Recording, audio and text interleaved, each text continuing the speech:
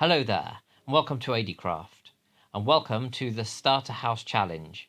We're going to be starting a new survival world, and with only 1 hour to gain resources, we are then going to show how you can build an absolutely epic Japanese-style starter house, even though you've only been on the world for 1 hour.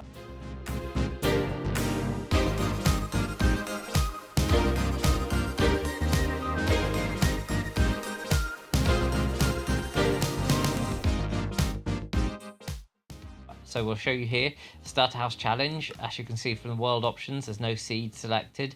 Cheats are off, and world type's default. So with that, we'll get this world started.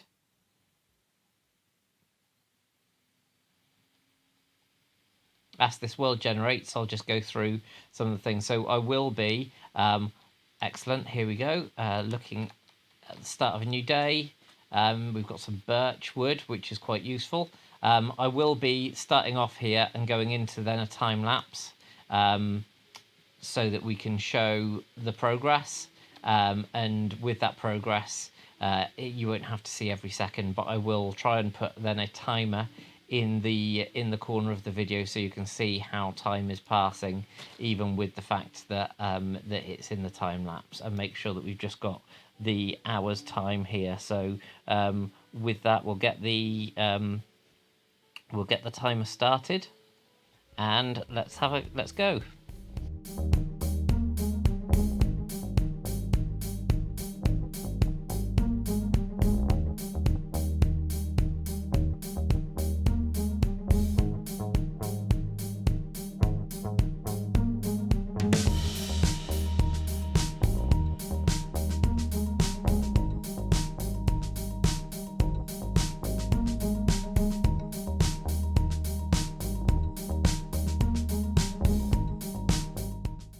So now one of the first things that we're going to be doing for the plan that I've got is making sure that we've got enough white dye to actually cover it.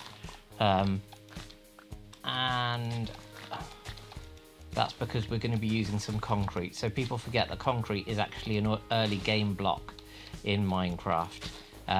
Takes a little bit of crafting, of course, but it's about making sure that you've got the underlying ingredients. So now having 24 of these should make it significantly easier. And actually we've lucked out because we've spawned in a world that's got a village here.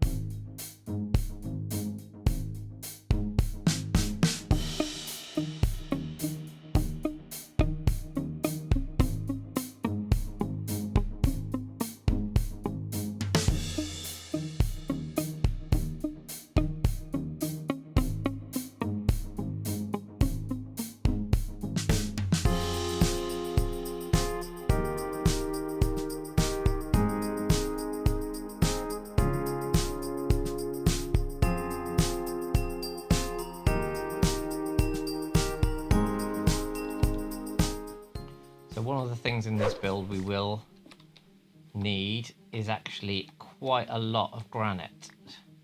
So luckily there's some granite here, and it seems to go on for a fair while. So we will make the most of this and get this mined out.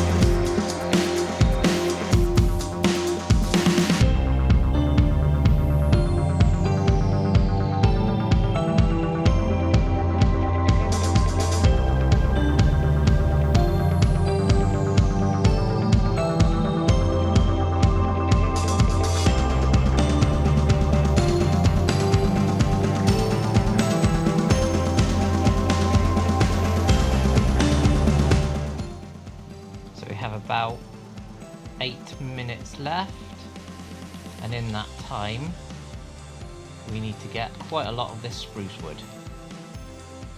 Luckily there are some giant trees there, and now these are perfect for getting the spruce wood from.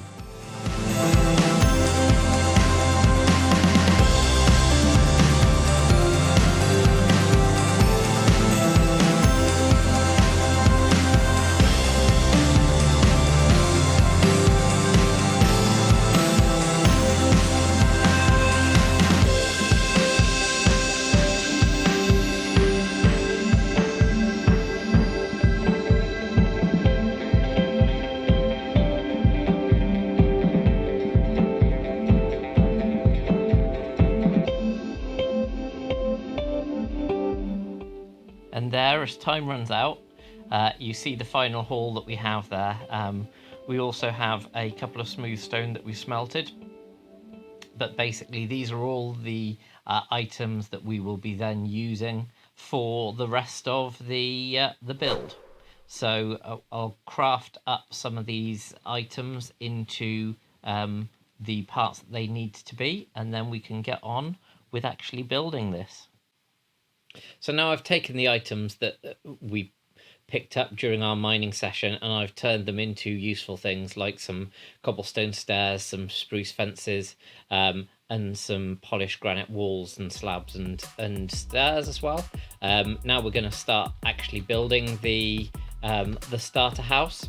It's in an enclosure that is 22 wide by 20, and then the actual base itself is going to be 14 by 13 within that, and let's get started with the build. We're going to lay down a basis of cobble, and we're going to surround that with some cobblestone stairs at the base to make it look a bit more rooted into the ground, and make it a bit more solid. Then we're going to go up another level of cobble around this. Once we've done that cobble, we're going to finish off with some cobble stairs along the top, which will give us the cobble base that we're going to be working on. This build's actually going to be 3 high. We're then going to put in some oak logs and some trapdoors around the edge. Now these trapdoors are going to hold the concrete powder, so we're going to put the concrete powder in all the way around, and we're going to start adding some windows using some birch fences, and then putting the concrete in there on top of it, the concrete powder. Now if you wanted to turn that into concrete, you could just pour water all over this, but I prefer the look of the concrete powder in the light grey. You have to put the windows in first as well, so that you don't actually drop the concrete through. And then moving on to the roof, we're going to be using the polished granite. We're going to be putting some blocks first of all on top of the concrete walls, then we're going to be placing some half slabs down next to those at the same level of the bottom. Then we're going to be placing some of the spruce wood just as a top slab right the way around the edge, and then we're just going to be flicking up the corners. So we're going to be putting the wood coming out level. We're going to be putting 1 half slab on top, and then the rest of them are going to be just 1 half block down all the way around the build.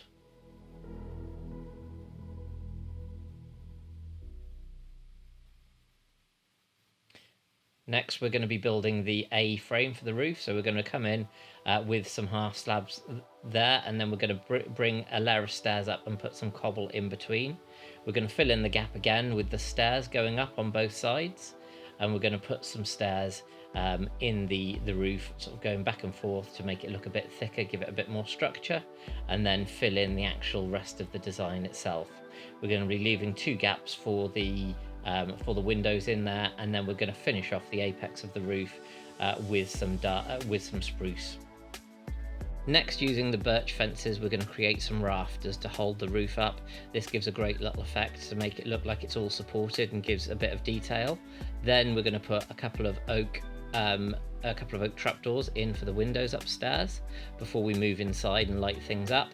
We're going to dig down so we can actually make sure that we've got a proper floor in here, and then add cobble around the edge before filling in the rest of the gap with some of the remaining concrete powder.